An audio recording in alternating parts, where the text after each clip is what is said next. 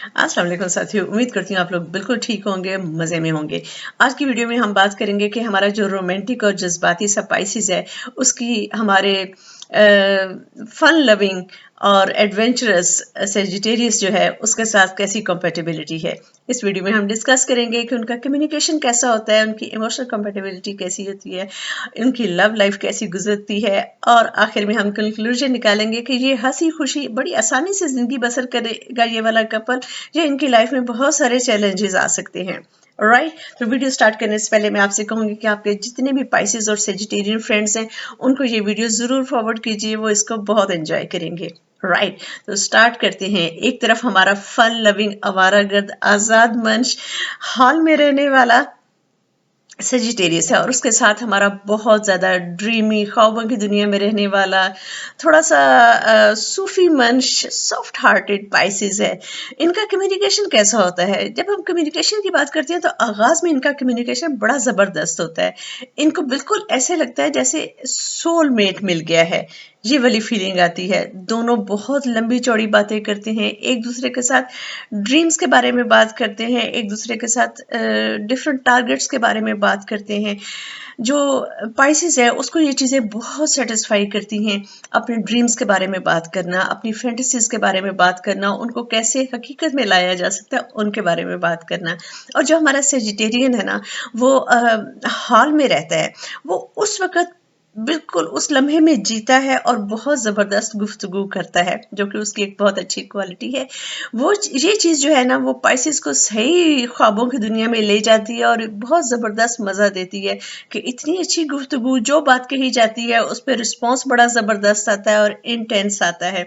तो स्टार्ट में इनका कम्युनिकेशन बिल्कुल सोलमेट्स वाला कम्युनिकेशन होता है, लेकिन वक्त के साथ साथ ये दोनों रियलाइज करते हैं कि दोस्ती की हद तक तो ये बड़ा जबरदस्त था, लेकिन जब जिंदगी इनको एक साथ ले आती है और उन्होंने जिंदगी की गाड़ी मिलकर चलानी होती है, तो वहां पर सिर्फ फैंटेसी से भी काम नहीं चलता और सिर्फ हाल में रहने से भी काम नहीं चलता। उसमें आपने दोनों ने प्रैक्टिकल स्टेप्स लेने होते हैं।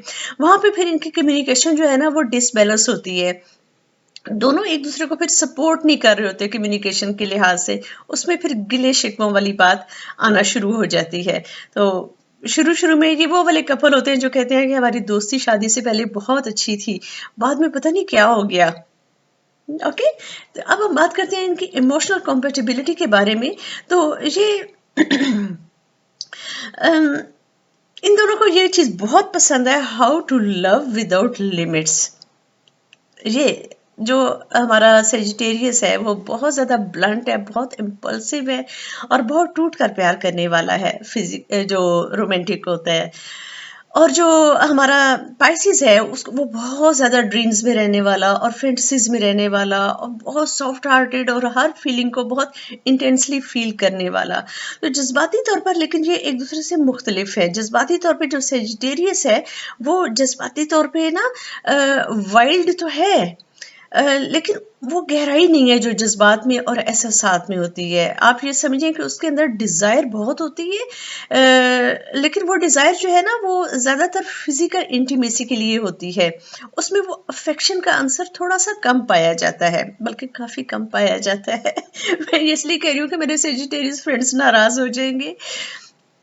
तो वहां पर अच्छा इनको जब ज्यादा ये वक्त साथ गुजारते हैं और शुरू करते हैं, तो वहां पे इनको नजर आना शुरू होता है कि इमोशनली ये एक दूसरे से कितने डिफरेंट है।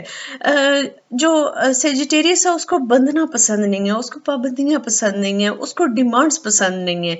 और जो पाइसेस है वो उसकी ख्वाहिश होती है कि बस बन जाओ, बस डूब जाओ, इश्क में गर्क हो जाओ। यहाँ तक वो जज्बाती होता है। तो दोनों इस लिहाज से बहुत मुख्तलिफ है और दोनों के जो इमोशनल टारगेट्स होते हैं वो भी दोनों के बहुत मुख्तलिफ होते हैं। तो यहाँ पर पाइसेस आपको बहुत ज़्यादा उदास नज़र आएगा जज्बाती तौर पे इस रिलेशनशिप में, क्योंकि उसकी इमोशंस जो होती हैं वो फुलफिल नहीं हो रही होती। जबकि हमारा जो सेजिटेरियस है वो आपको झुंझलाहट में महसूस झुंझलाता हुआ नज़र आएगा, उसको झुंझलाहट का सामना होगा, वो छोटी छोटी बातों से इरिटेट हो रहा होगा, उसको समझ नहीं आ रही कि ये शिकायतें कहाँ से आ रही हैं और क्यों आ रही हैं। उसके नज़दीक इन शिकायतों की कोई लॉजिक नहीं होती। फिर उसके साथ साथ जो है सेजिटेरियस वो लाउड भी है और बहुत जल्दी गुस्से का इजहार करता है और इतना इम्पल्सिव है कि गुस्से के इजहार में सही अल्फाज का इस्तेमाल नहीं करता और वो चीज़ें पाइसेस का दिल चीर कर रख देती हैं। तो इस रिलेशनशिप में बहुत ज़्यादा इमोशनल वाइज इनको बहुत स्ट्रगल करनी पड़ेगी। एक दूसरे को समझने के लिए एक दूसरे को समझने की विल भी होनी चाहिए। तो वहां पर हमें पाइसेस में तो वो विल नजर आती है, लेकिन जो सेजिटेरियस है उसके नजदीक दिस इज जस्ट बुलशिट। जब आप बहुत ज्यादा इमोशंस के बारे में बात करें और उनके बारे में क्वेश्चन करें तो उसको ये चीज बहुत बुरी लगती है, क्योंकि उसके अंदर ये चीज बहुत कम है। वो वक्ती तौर पे हो सकता है हाँ या ना करे, लेकिन जब प्रैक्टिकली उसने करके दिखाना होता है वो उस बात को भूल चुका होता है, क्योंकि उसके अंदर है ये चीज, उसके अंदर है ये चीज कि वो अहमियत नहीं देता इमोशंस को। ओके, आगे फिर हम बात करते हैं इनकी लव लाइफ कैसे गुजरती है। तो लव लाइफ इन दोनों की बड़ी जबरदस्त गुजरती है, क्योंकि हमारा सेजिटेरियस तो है ही एडवेंचरस और बहुत वाइल्ड है और बहुत टूट कर प्यार करने वाला है। ये चीज स्पाइसेस को बहुत अट्रैक्ट करती है और उसको सातवें आसमान पे पहुंचा देती है। तो इनकी जिंदगी जो बेडरूम की जिंदगी होती है वो बहुत जबरदस्त होती है, फैंटेसी से भरपूर होती है। जो सेजिटेरियस है उसको नए नए तरीके, नए नए फैंटेसीज जो है वो क्रिएट करना और उनको इम्प्लीमेंट करना बहुत पसंद है। और जो हमारा पाइसेस है वो तो रहता ही फैंटेसीज में है, तो उसको ये चीज़ बड़ी ज़बरदस्त लगती है। तो फिजिकल इंटीमेसी के लिहाज से ये एक दूसरे के साथ बहुत मैच करते हैं और बहुत एक दूसरे के साथ खुश रहते हैं। लेकिन जब इन्होंने ज़िंदगी साथ गुजारनी होती है ना, तो सिर्फ फिजिकल इंटीमेसी नहीं होती, उसके इर्द गिर्द और बहुत सारी चीज़ें चक्कर काट रही होती हैं। तो यहाँ पर इस रिलेशनशिप में हमें पाइसेस काफ़ी उदास नज़र आता है और हमें सेजिटेरियस काफ़ी एंग्री नज़र आता है। लेकिन जब ये बेडरूम में होते हैं तो ये इस चीज़ को भूल जाते हैं।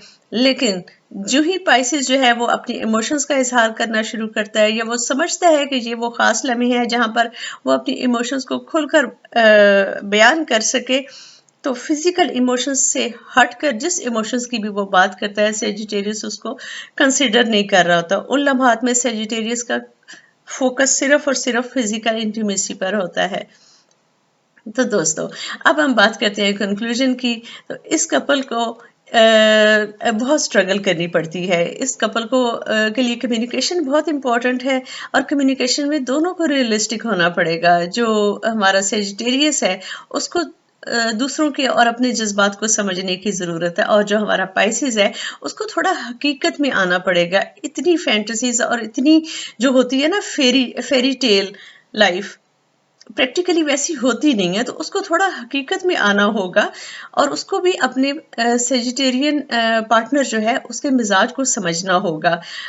सेजिटेरियंस के लिए इमोशंस पे बात करना ऐसे ही है जैसे आप मच्छर से मलेरिया के बारे में गुफ्तगू करें। तो यहाँ पर हमें ना पाइसेस जो है वो काफ़ी दुखी दुखी नज़र आता है लॉन्ग टर्म पे। तो अगर ये अपना कम्युनिकेशन अच्छा रखें, और मैं हमेशा ये बात करती हूँ कि कोई भी रिलेशनशिप जो होता है वो नाकाम नहीं होता। हम नहीं कह सकते कि नाकाम है। जहाँ पर एक दूसरे को समझा जाता है, एक दूसरे का हाथ पकड़ा जाता है, एक दूसरे की गलतियों को नज़रअंदाज किया जाता है और एक दूसरे की खूबियों और खामियों को एम्बेरस नहीं, एम्ब्रेस किया जाता है, यानी गले लगाया जाता है। राइट। तो ये थी वीडियो पाइसेस और सेजिटेरियंस के बारे में। उम्मीद करती हूँ आप लोगों को पसंद आई होगी। Don't forget to subscribe my channel, like my video और कमेंट ज़रूर दिया करें ताकि आपके कमेंट से मैं अपनी वीडियो को बेहतर बना सकूँ। Take good care of yourself because you are precious. अल्लाह हाफिज़।